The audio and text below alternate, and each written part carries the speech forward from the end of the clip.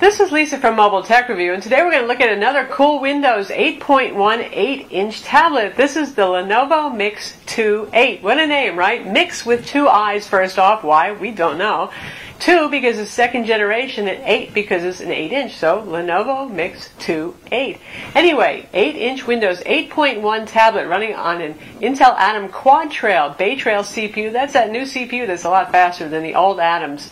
IPS display, very bright. Slim, attractive tablet. We're going to look at it now. So here it is, yet another really cool Windows 8.1 tablet. 8 inches. Obviously it fits in a single hand. Yes, I do have big hands, but it still does fit. Full Windows 8.1 32-bit here. This is not Windows RT, so you can actually run Windows desktop applications. That means your Photoshop, your Corel Paint, your Chrome, whatever it is you want to install, you can put that on here. Obviously, there are limitations. This is a $300 product with an Intel Bay Trail Atom CPU inside. This is not super duper smart, fast, lightning powered. This is not Surface Pro 2 in a teeny box. No, it's not. This is still Atom. It's a lot faster than last generation Atom. It can handle Office, and by the way, Office is included in the 2013 Student at Home Edition. That gets you Word, Excel, PowerPoint, OneNote. It does not get you Outlook, however.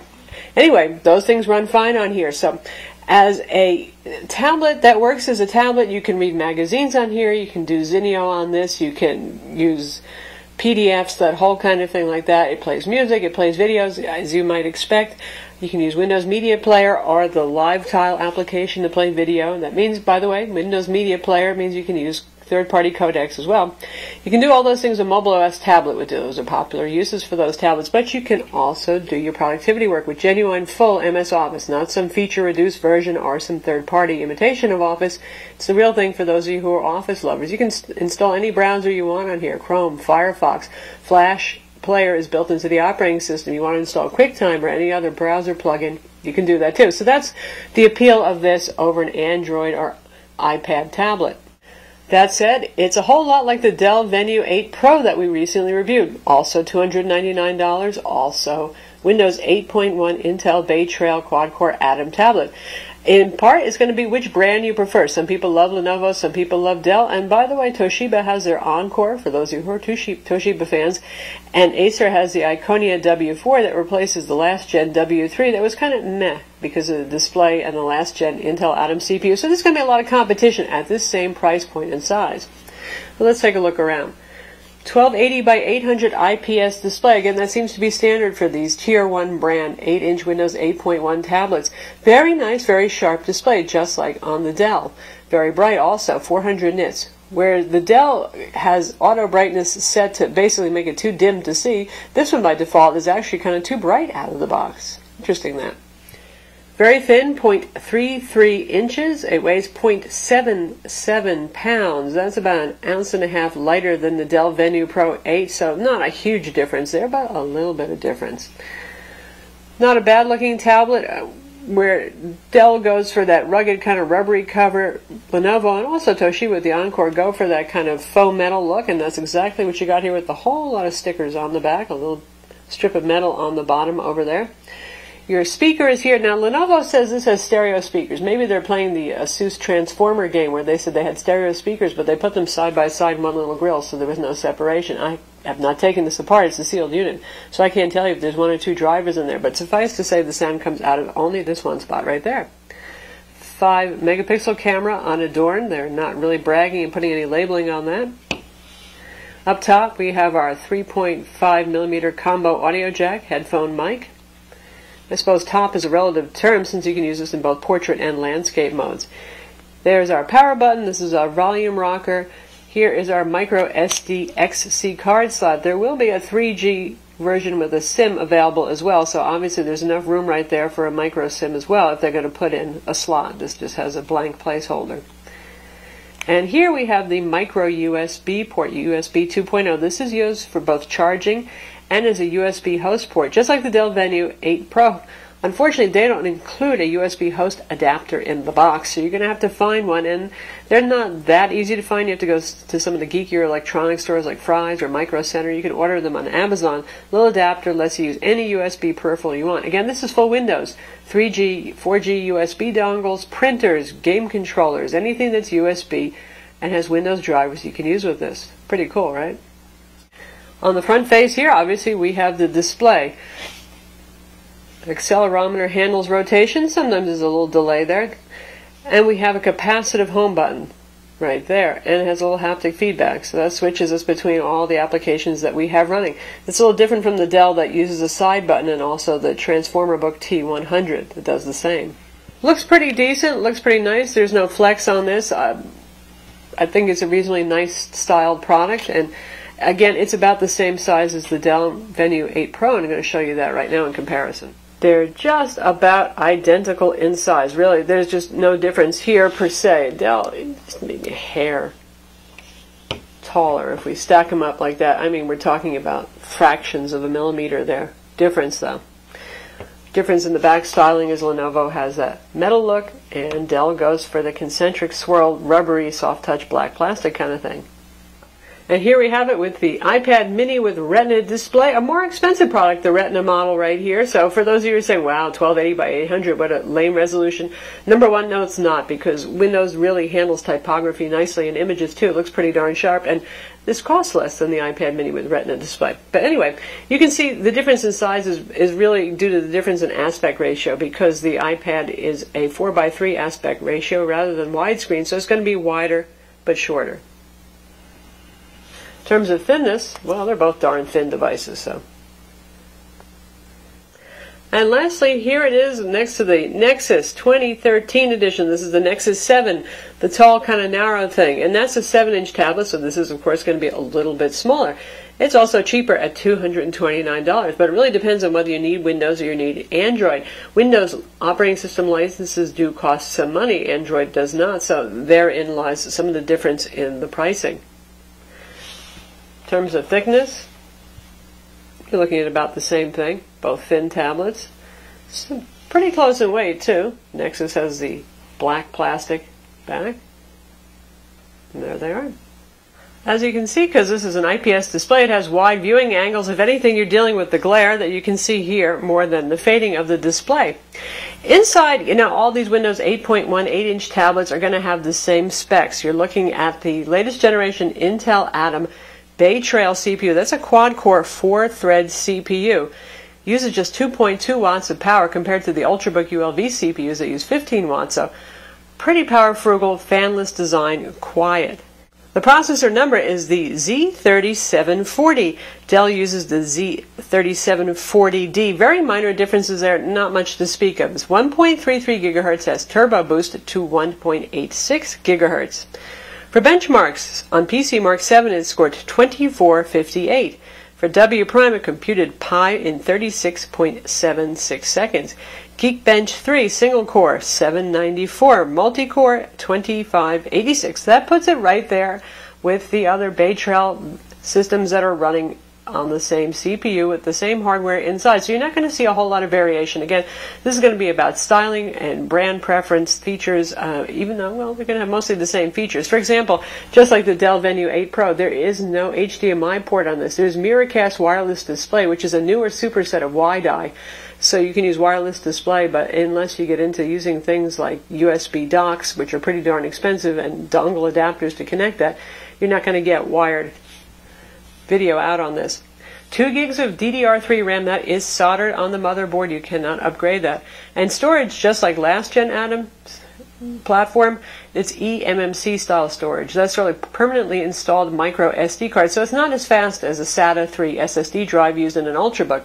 It's available with 32 gigs for $299. Now 32 gigs on this particular unit leaves us with 8.9 gigs available for storage. That's all. That's not a lot. You can use the micro SD card to put your media files, your videos, your music, your books, whatever you want on there, but programs you've got to install on internal storage. So if you really intend to go to town and really put something like Photoshop in this and some other large applications or games, you probably want to go for the 64 gig version, which by list price is $50 more, $350, though Lenovo right now is selling it for $329, so it's going to vary a little bit, but you get the idea. 64 gig I would recommend, honestly, just for that reason. The tablet does not get hot, even if you're playing games for a while. It will get warm on the back. It doesn't get hot. Like I said, no fan on there, so no problem. In terms of speed, at first it felt a little slower than the Dell Venue 8 Pro, but then I removed the bundled McAfee 30-day trial, and oh, was that the devil? Let me tell you, it got a lot zippier. It didn't affect synthetic benchmark performance, but the usability of this, particularly when you're in the Windows desktop mode, and there it is, your full Windows desktop in 8 inches of glory, made a big difference. My suggestion is get rid of that 30-day McAfee trial as soon as you get one of these, and it's going to feel a lot more responsive. Before I had hesitation just doing things like looking at my computer and looking at what was on my hard drive, perusing the network, all that kind of thing. So, yeah. As you can see here, we have the normal Windows Explorer. It's completely your Windows experience. Everything you can do with Windows, you can do here. It'll just be a bit slower. This is about half the speed on synthetic benchmarks of a Core i5 Ultrabook. Experientially, you know, if you're just moving around the Windows desktop, it's going to seem a little bit slower. If you're installing programs, it will definitely seem slower because eMMC storage is a slower medium, but it's pretty darn tolerable. If you're using Photoshop on this and you're working with raw files and applying filters, it's going to seem half the speed of a Core i5. When it comes to using live tile applications, very, very zippy. It's going to be a little bit faster than RT in that respect. The Bay Trail is a pretty fast quad-core CPU. If you're wondering how the screen looks, we're going to take a look at the news application because Microsoft does a beautiful job of handling that. In fact, we'll look at the sports part of the news section. So really nice, sharp-looking, good colors on this, reasonably good color gamut. This is not like a 100% sRGB kind of display, but it's at about 60% of sRGB, so that's pretty darn nice. It's pleasing, it's bright, looks good.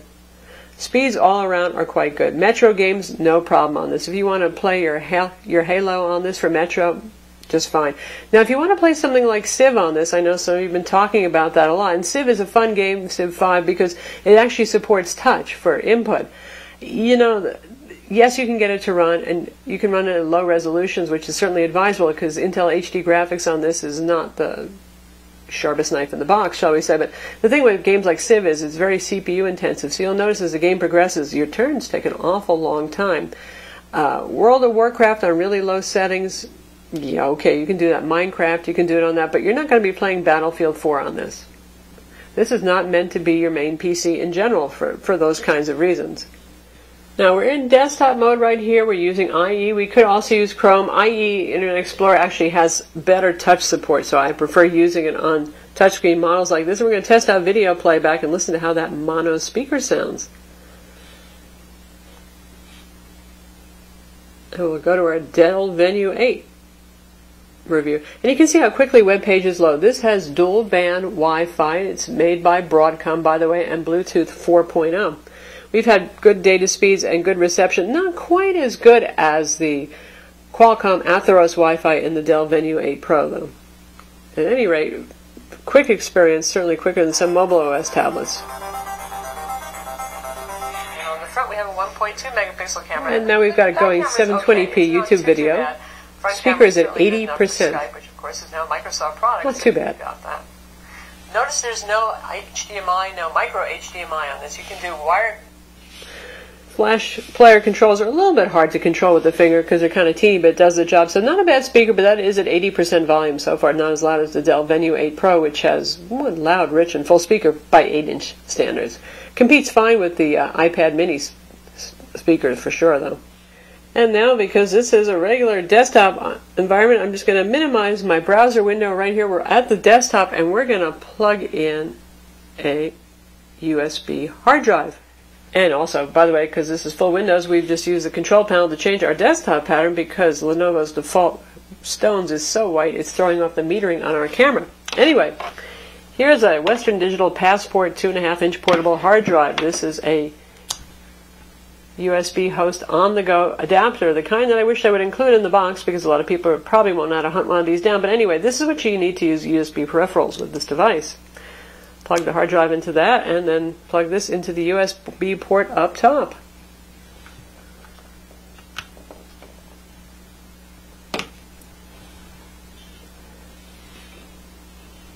Hard drive will spin up. It does provide enough power to power up an external 2.5-inch hard drive, and there's the contents of my hard drive working just fine. So as you can see, yes, it does work with USB peripherals, even portable hard drives, which are one of the bigger power draws, so it's good to know that it's actually working with it. And we can even play music files off the hard drive. It's going to use the default Metro player.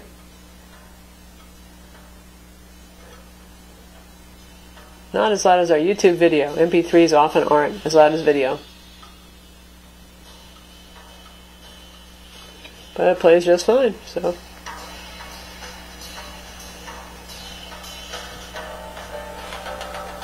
The tablet has a front 2-megapixel camera. Most of you are probably going to use that for Skype, and it's pretty decent. It's a little higher resolution than average. Often we see like 1.2 or 1.3 megapixel. 5-megapixel rear camera. So far on these Windows 8.1 8-inch tablets, they haven't been the greatest cameras. Lenovo's a little bit brighter in terms of the photos that it takes, but still pretty basic. I don't think you're going to be using this as your replacement for a point-and-shoot or for your smartphone camera. Again, the battery is sealed inside, 47 watt-hour battery, and you know, Lenovo drives the screen very bright by default. The auto brightness is actually too bright, which is unusual to see, so that does affect battery life. I suggest that you turn it off, actually, auto brightness, to save battery power, which is the opposite of what I would usually tell you to do. You'll get better battery life. With auto brightness on, I actually was only getting about 6 hours of battery life. Once I turned that off and managed brightness myself, I was getting up to about 7. So it's around the same as the Dell Venue 8 Pro. Once again, a little bit shorter. You know, they have a slightly different capacity battery. Lenovo's just ever so slightly smaller, but within reason, pretty similar. So you could go about up to 7 hours on a charge with this without going to really crazy low brightness settings and that sort of thing. Of course, it does depend on what you're going to do, too. If you're going to be trying to edit HD video on this, not that this is the greatest tool for that, or even streaming HD video for hours, you'll have less battery life than if you're using it to surf websites or to edit Word documents. So that's the Lenovo MiiX2-8, again for $299. You know, it's a pretty good bargain if you're looking for full Windows in your pocket, that is. Obviously, you can run desktop applications here, plug in USB peripherals, pretty good and powerful. If you're looking for something just to consume media, you know, an iPad can do, an Android tablet can do, so this is for those of you who need something more. I'm Lisa from Mobile Tech Review. Visit our website for the full review and hit that like button.